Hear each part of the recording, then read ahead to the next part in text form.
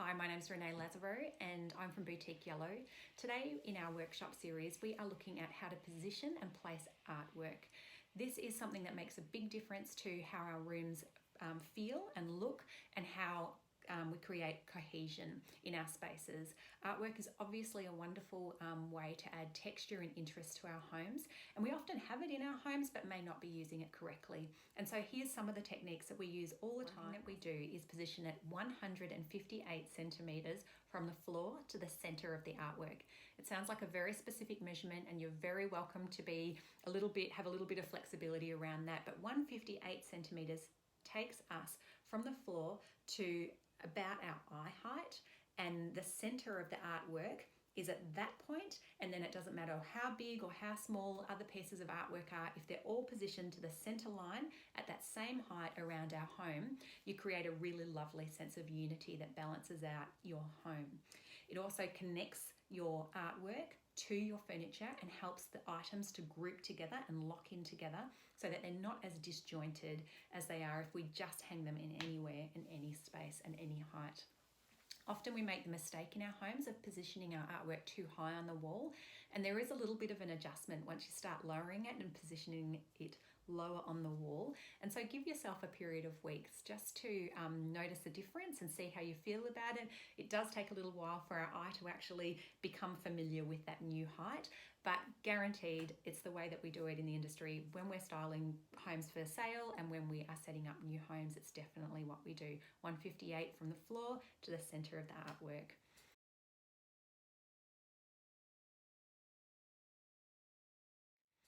The next thing I want to teach you about today, very simple techniques, is to mimic the shape of your wall. So I've got this wall here, and if I go and put this beautiful artwork that I absolutely love on the wall and stand back, you can see that it just gets lost there. It's just missing. There's something that doesn't connect with the whole space, and I often like to think of space like a bit of an ocean, and you've got this huge ocean all around, and each individual component of the ocean is actually swimming like an island, and there's no connection, there's no sense of balance or unity. It's just there because it's there. There's no intention behind it, and as always, we like to think about being intentional, because when we're intentional, we actually get results. Let me show you this in contrast. Instead, what we can do with a larger wall is obviously consider scale. We see the direction that the wall's going, and we can see that by having an artwork that turns on its side on a landscape position would actually be much better suited to the wall. It would reproduce and represent the shape of the wall, and it would fill the space better in terms of proportion.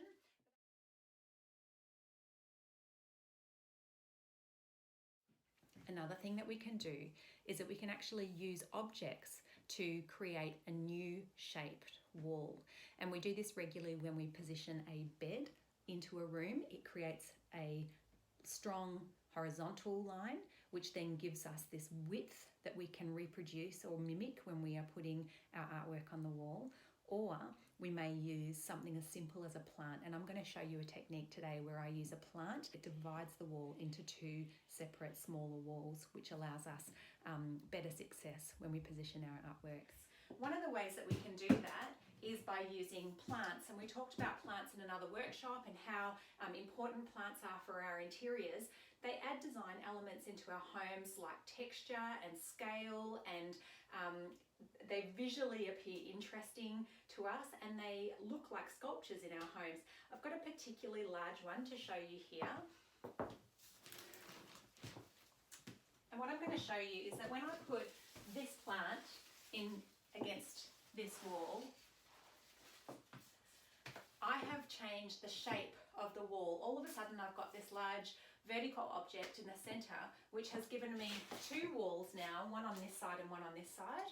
And what I want to do is take this lovely large artwork that I've got here, and I'm going to actually pop it up in this space, and I'm going to drop it to the right height. And all of a sudden, instead of having an ocean with which isn't connecting to anything, I have got an artwork that sits really nicely with the other objects in this space and creates a grouping of furniture and art and texture and sculpture and lighting, and it all sits together and creates a really nice grouping.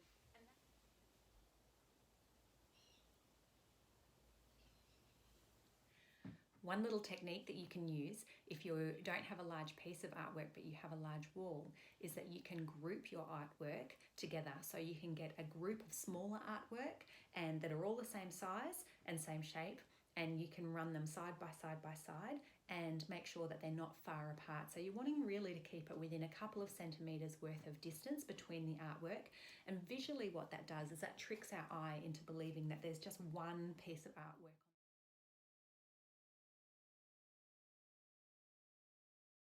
today is that soft furnishings and artwork used in the same room and in the same colours make an incredibly cohesive space. It's one of our number one key things as decorators, that we make sure at all times that either the artwork represents the sofa or in our lounge room, so the fabrics that we're actually seeing, the colour of the sofa will actually appear in the artwork.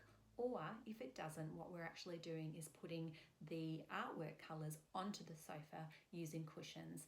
I really encourage you to try this and see what a big difference this makes for your home.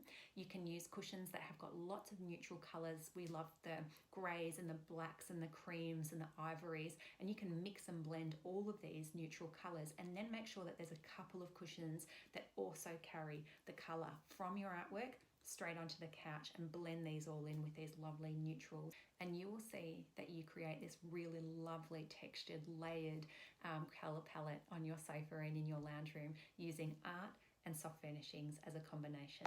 It's a really fun way to make a difference in your home.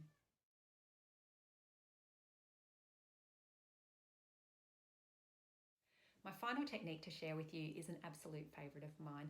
I don't know how many times I have said this over the years to my clients. This is a technique that is a secret one, but a wonderful one. And that is that we use a little bit of blue tack behind every piece of artwork, put it on the bottom corner, and then we square off our artwork, make sure it's in line, and then we press the artwork into the wall.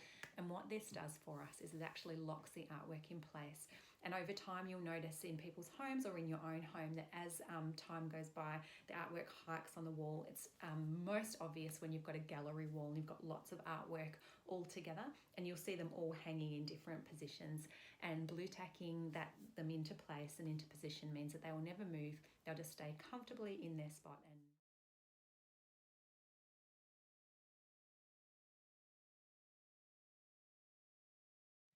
So final refresher is that we want to position our artworks 158 centimetres off the floor to the centre of the artwork. We want to mimic the shape of the wall.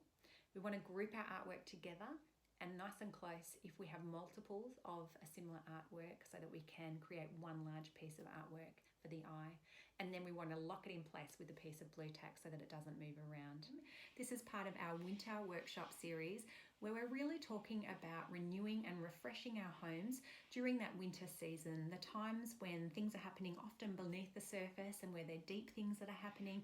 This just gives us that opportunity to think creatively and to start using intentional techniques to remind us that there is a season of change coming, that spring is on its way, and we're certainly looking forward to that in Melbourne. My name's Renee Lazaro. I work for Boutique Yellow, which is a Melbourne interior design studio. I'm very happy for you to email me with any thoughts or ideas that you have for techniques that you would like to learn in interior decorating and styling. Feel free to do so on Facebook, which is where our Boutique Yellow page is found, or at boutiqueyellow.com.au. Thanks for joining me.